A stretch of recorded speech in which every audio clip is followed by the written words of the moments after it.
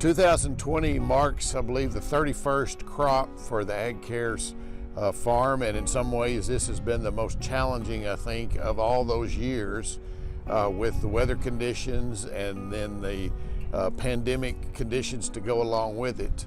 The year started out, I think, very optimistically with some good rains in March that kind of got hopes up for a good dryland crop and, set the stage for a good irrigated crop as well. Unfortunately, after March, rainfall from then till current date has been minimal, very much below average, combined with much above average temperatures during the summer. Really have made for challenging conditions. This year, again, no rain was received to establish the dryland crop. And really, the irrigated looks, to me, amazingly well considering how little rain occurred and the fact that irrigation capacity is limited. If we think on the circle here, we have about half the water capacity when we started 30 years ago, so that we've reduced the irrigated acres. So that really puts the pressure on these dry years when we don't get any help at all from rainfall. Things that I've been working on is variety interactions with levels of irrigation. And I think as you look across the plains, although everybody's water is going down, there's a wide range of availability. So what we've tried to look at over the last few years is both commercial and experimental varieties from all the major seed companies on 3 levels of irrigation, starting from a low, kind of a base of what we can really pump here, and then a high that's more than our real capacity, trying to see how different varieties perform under different irrigation levels. Someone may have it on a field or a pivot where they have very minimal water. Someone may have drip or just better water pivots where they can apply more water. And does that affect the variety choices that you make? Hi, I'm Cecilia Muklova. I'm the Extension Plant Pathologist at the Lubbock Center, and today we are at AGCARES to talk about one of the trials that we have running over here. So here on my back we have a cover crop trial, which we are testing the influence of cover crops into the nematode population as a nematode management. All of them treated as a winter cover crop. We have 4 different treatments. One is rye, which is the commonly used by farmers kind of management strategy. And then we have 2 legume-based kind of cover crops. One is hairy vetch, and the second one is crimson clover. And finally, the 4th treatment is just fallow, so no cover crop. In this case, we have 2 different varieties. One is NextGen 4545, which we are using as our resistant check, and then Delta Pine 1522 that we are using as our susceptible check.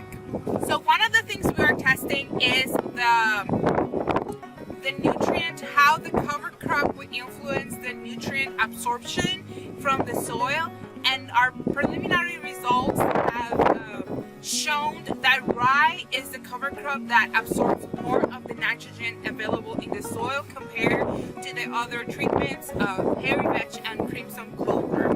Another thing that we are testing is the influence of these cover crops into the nematode population, and at the moment there are no significant differences between treatments. However, we only have 1 year worth of data. And finally, one of the things we want to test is the influence of this in the yield, which we'll soon have those results available for you, because as you can see, our cotton is almost ready to harvest. So one of the services that we provide to our farmers is to run diagnostics. So if you ever have any questions or any issues in your field and you have no idea what's going on, maybe we can assist you into identifying if it is a nematode, a bacteria, or a fungus that it's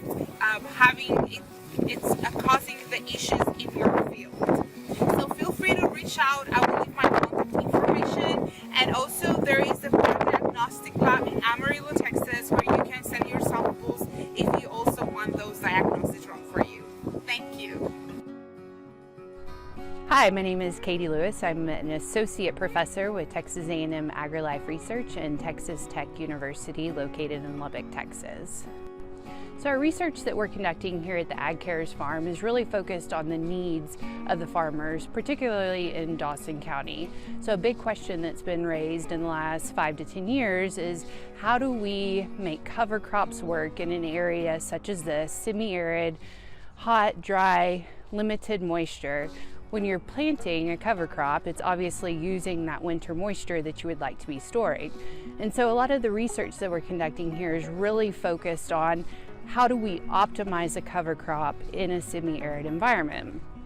And what we've found so far is that cover crops aren't necessarily using as much of the moisture. They're actually making the soil of higher quality so that it's better able to capture and to store that moisture. But there is obviously something that's limiting these soils in a semi-arid environment.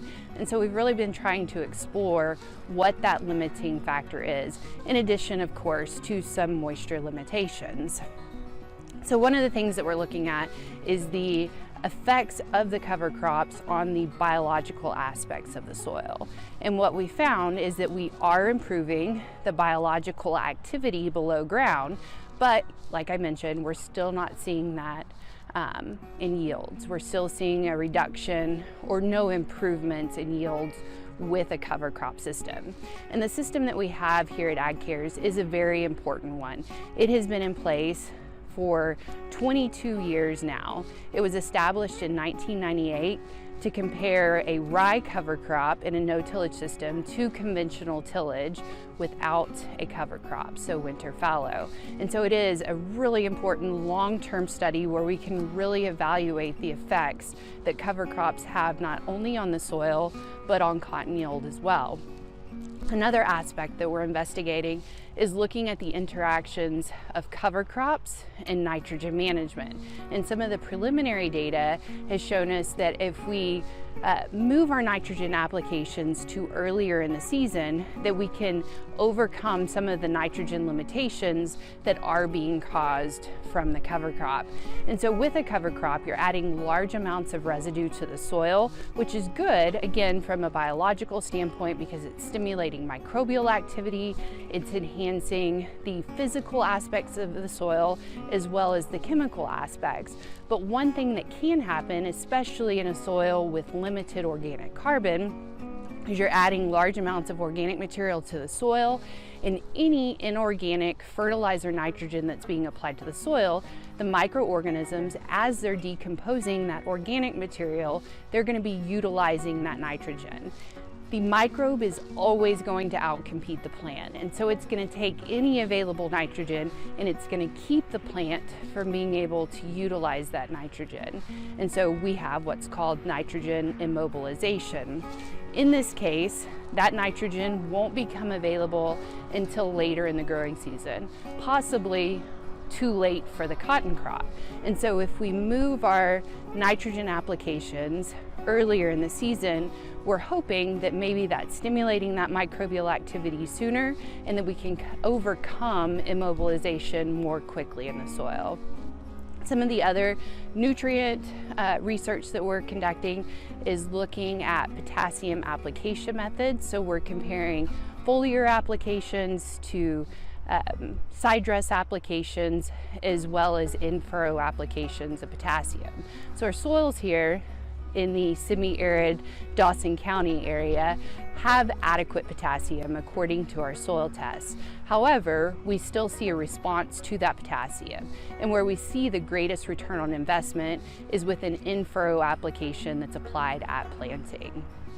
And then some of the other work that that's being conducted here is looking at different products across the industry, whether or not it's dry, phosphorus, potassium type products, or biological type products. And so we're evaluating those, trying to reduce the risk from a farmer's standpoint of applying those without sufficient data. Hi there, this is Murilo Maeda, cotton specialist with Texas A&M AgriLife Extension Service. Today we're here in La Mesa, Texas, and we're at AGCARES Complex, and I wanted to give you a tour of our replicated agronomic cotton evaluation trial. It's a large replicated plot that we usually place all around the region. So today we'll walk around and take a look at some of the varieties here in this trial. This was planted in May 21st, 51,000 plants to the acre.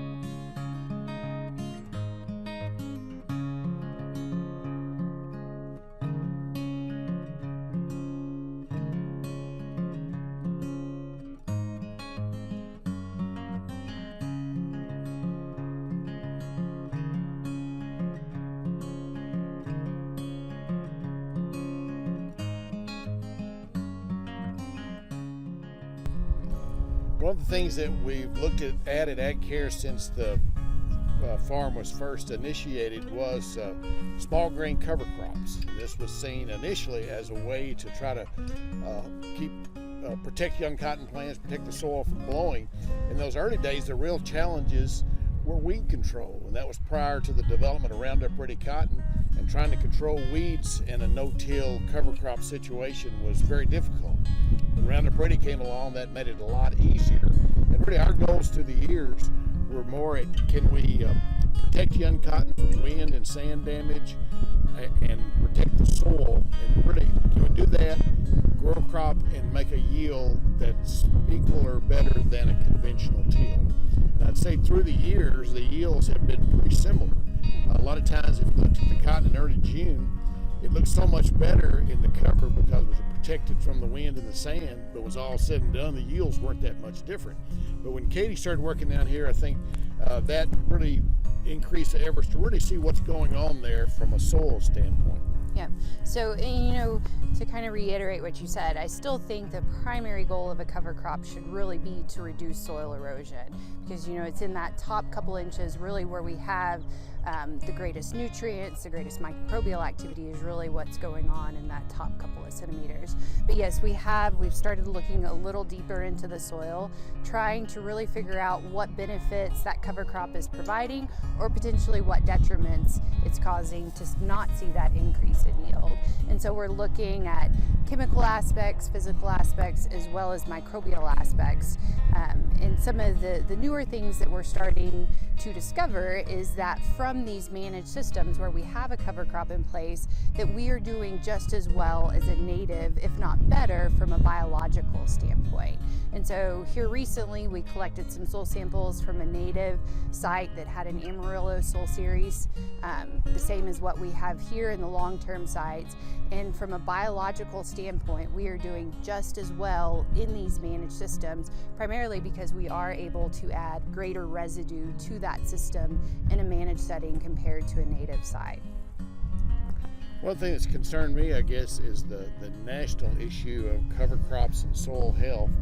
And again, I think you have to realize that the Texas High Plains is a lot different from Iowa or Arkansas or Mississippi. Exactly. Because of limited rainfall. And you see a lot of claims that, you know, I went to no-till cover crops and my organic matter doubled in 3 years. Yeah. I just don't think that's possible around here. And I think, you know, the things we've seen in terms of improving the soil has been limited, and it's taken a long time to accomplish. Most definitely. And so we can say that we have doubled our organic matter, but it has taken us 20 years to double it with a relatively high producing biomass cover crop. We're producing between 4,000 and 5,000 pounds of rye cover residue each individual year. And I think you bring up a really good point. We just don't, first of all, we have sandy soils. We're in a semi-arid environment. We aren't producing near as much residue in those areas where there having 50 inches of rainfall precipitation a year, where they have the inputs to be able to grow a really high residue. And that brings up another point. I don't necessarily think it's always about the amount of residue that we're producing.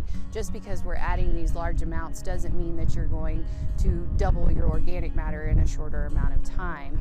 It's really about terminating your cover crop in an appropriate manner, and we have some research that we've been conducting the last 3 years looking at seeding rates and termination times. And what we've seen is it's not necessarily the seeding rate that increases your biomass, it's the termination time. Just extending that termination time by an additional 2 weeks, you nearly double the amount of residue. But with an increase in residue, we see a reduction in lint yield. Yes, there seems to be a pretty strong relationship there between more residue, less cotton yield. Exactly. I think that's the wrong direction, which to me is the problem on dry land. I mean, it doesn't rain enough consistently to produce consistent good dry land yields, and if you use a lot of that up growing cover, it just puts the cotton crop at a real disadvantage.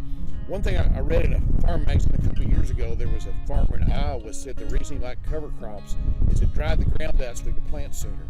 Well, I don't think anybody around here needs any help drying the ground out. Most definitely not. Again, I think we just need to look at things from a local standpoint with our environment and see what works there, and not just blindly accept what someone did in another state that gets a little more rainfall. Exactly. No, I think that's a great point.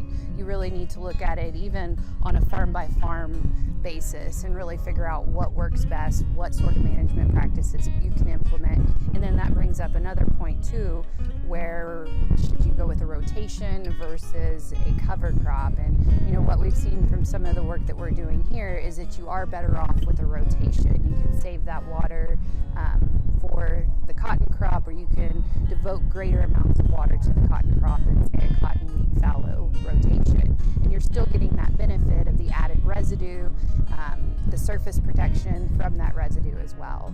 Yes, but storing moisture instead of using it up. And I think that where that really fits is with declining water. If you're to the point where you really can't water the whole circle adequately, if you start a rotation there, you can concentrate your water on less acres, make better yields, and then take advantage of the rotation in terms of reducing nematode numbers, cleaning up some weed problems, and just storing moisture for the next year.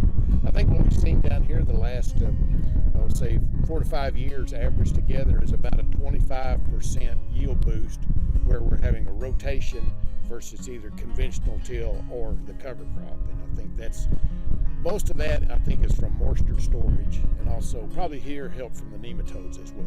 Exactly. And like I said, you're also adding that residue, so you get the soil health benefits that you get with a cover crop from a rotation as well. But I think, and looking back on a lot of years of working in different cropping systems, there is no magic bullet. Everything has its strengths and weaknesses depending upon your water supply, where you're located and such. So to me, it's not a one-size-fits-all situation. Exactly. Yep. Each farm needs to be managed according to what works best.